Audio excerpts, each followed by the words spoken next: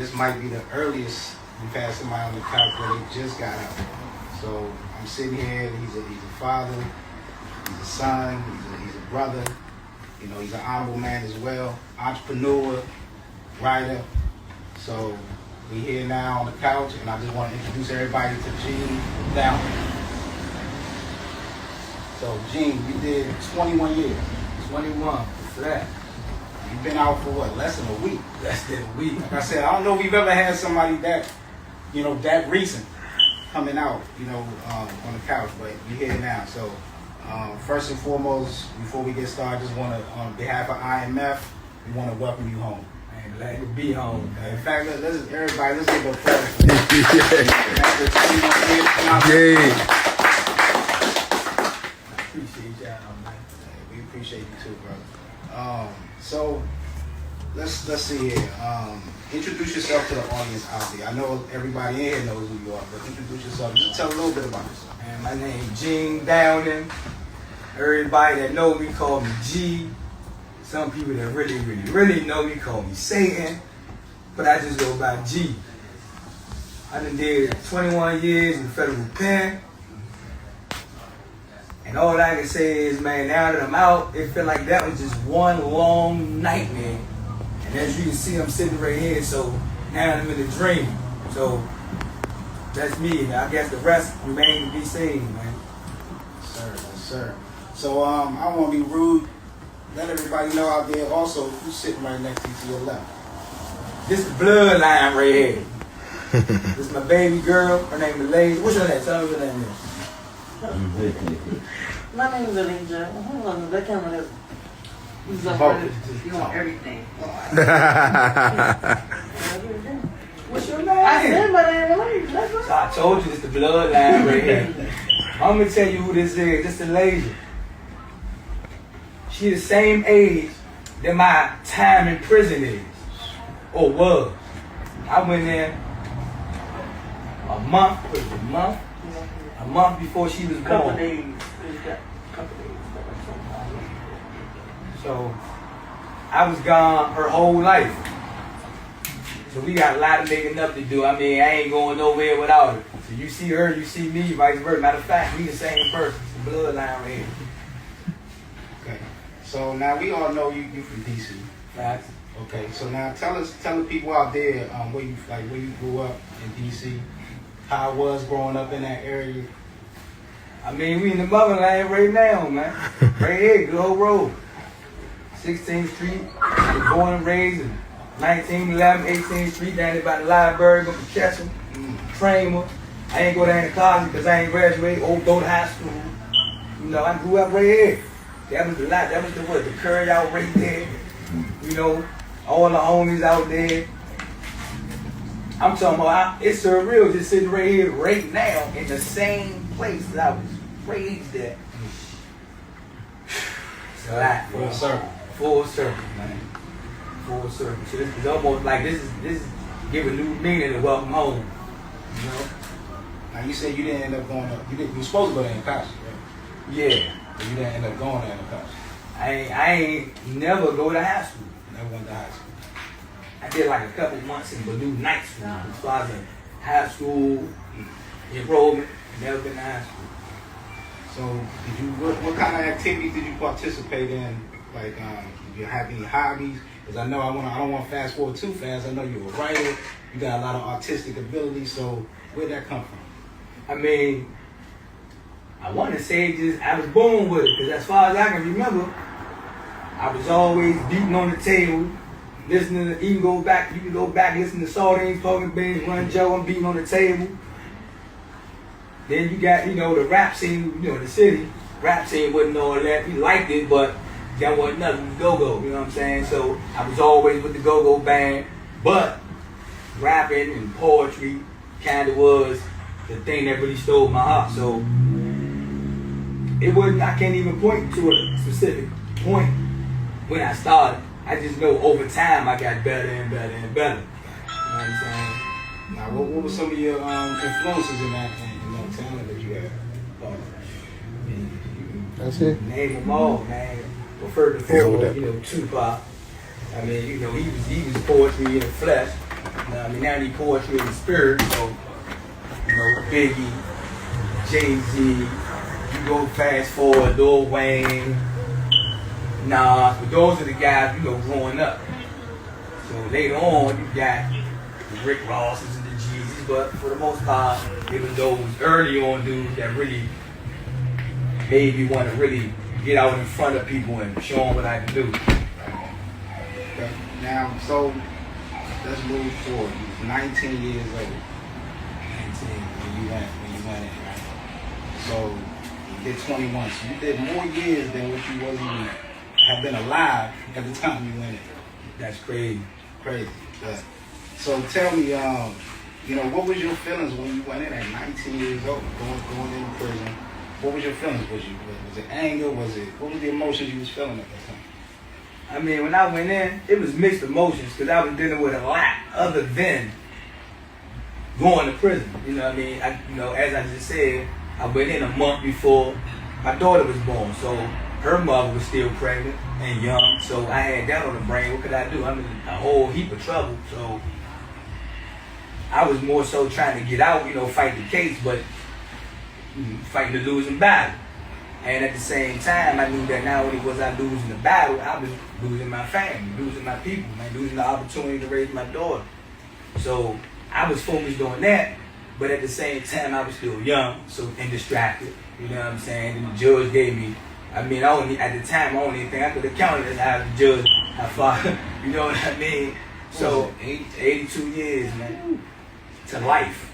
You know what I'm saying? So at that time, I wanted to change for her, but the environment, the time, you know, the mindset, man, I ain't tripping. But time though, because you can feel like one way today, you know what I mean, and it can change tomorrow. So time kept coming, so I had to. I'm stuck behind bars, can't leave, so I might as well embrace it.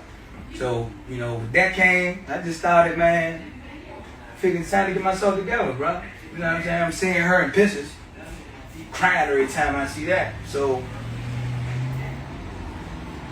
that was my attitude, man. It was one way, forget about it, but it kept bringing me back with her. So I pretty much owe it all to her. That's a fact. So how long after you got in did it change your mind? Did that mindset change? How long was the period before, you know? Because I know some people's a process. Some people take years. They take a while down the road. But how long did it take you before you started seeing, you know, changing your mindset? I'm going to tell you the truth, brother. Probably about 3 years in. Around about the time I got my GED. I got my GED. The environment, the prison I was in, it was one of them joints you could kind of program if you wanted to. Okay. So when I got my GED, they offered other little programs, and you know, that's when you realize, like, man, I know a thing or two. You know, so I got my GED, then started tutoring. You know, I started tutoring, then I'm starting taking business for. And it's like an insatiable beast. You know, once you feed them something, you just get hungry and hungry and hungry. That's how I describe myself. The more I learned, the more I wanted to learn. Then couple that with, I'm watching her grow. So now I'm like, man, wait till I get my hands on you. You know what I mean? You're going to know that your father was somebody or is somebody that got something to bring to the table. So I kept at it. From that time, that GED and starting education, that's what really changed my whole perspective. Because it's easy to just keep going that way. I mean, you know, anybody been in the joint, you know the easiest thing to do is get in trouble. So it take a strong mind to be able to do that. So you said something about tutoring. Yeah. Was you getting tutored or you tutoring somebody? I mean, well, before I got my GED, I was getting tutored. Mm-hmm. Well, I liken him to a mentor, but he was my tutor. In fact, he the one who, after I got my GED, proposed the position. Okay. At first, I was a bit reluctant, like, nah, I ain't doing what you do. But when I got it, he was like, man, I got the spot for me. And I got the job. Once I got the job, I realized that I can actually do this. And not only am I still learning, but I can convey this same education to another person. So, yeah, I was a tutor. And I got certificates, about 1, 2, about 4 or 5 certifications in tutoring, bro. Yeah.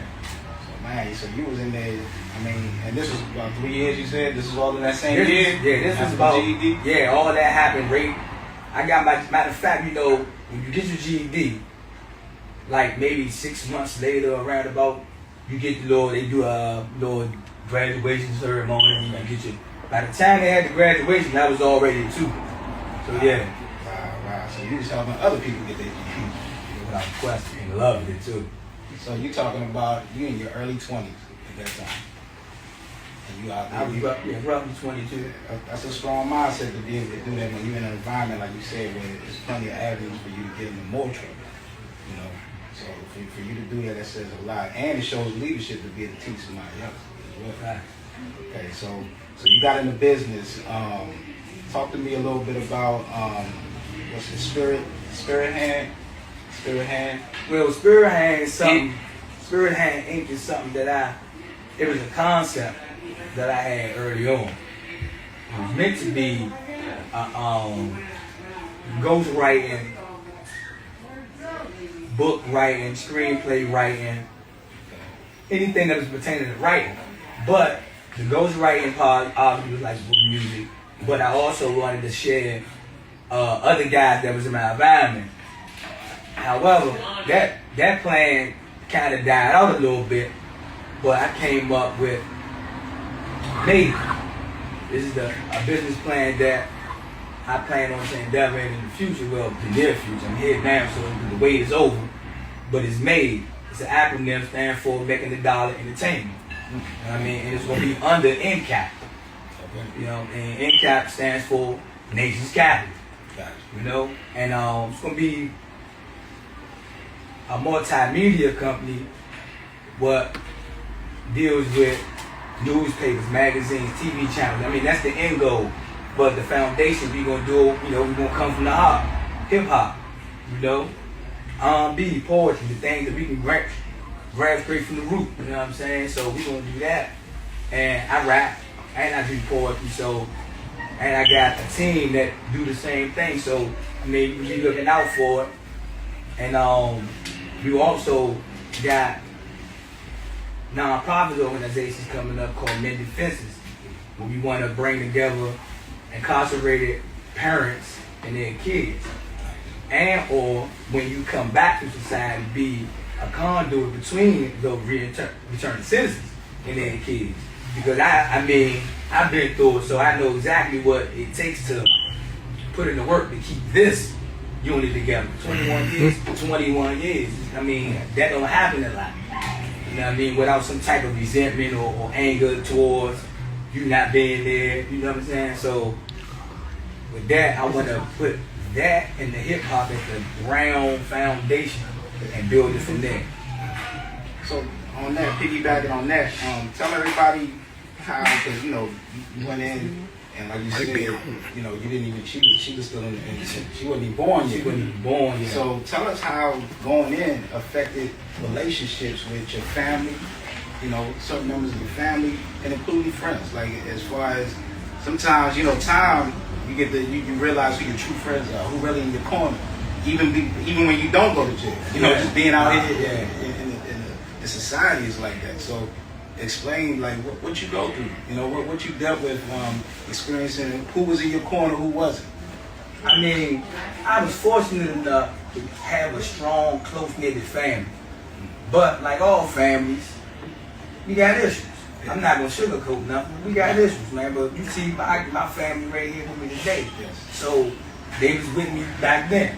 But everybody had their own issues, you know what I mean? So I can't blame, I don't place blame on nobody for not being there when I needed them, or sometimes not being there when I wanted them. But because on the flip side, somebody might wasn't there for them at that moment I needed them. They might have needed somebody that they was going through it too. So it gave me a different perspective when I'm in, because I know life goes on. In prison, it seemed like life stops. But 2 weeks, 3 months, 6 months in prison, that's like a year out here to them. So a lot is changing. You know, it's rapid changing. So something I had to learn. Don't get it twisted. I was kind of resentful for a lot of people who wasn't there when I needed them, but I had to grow for myself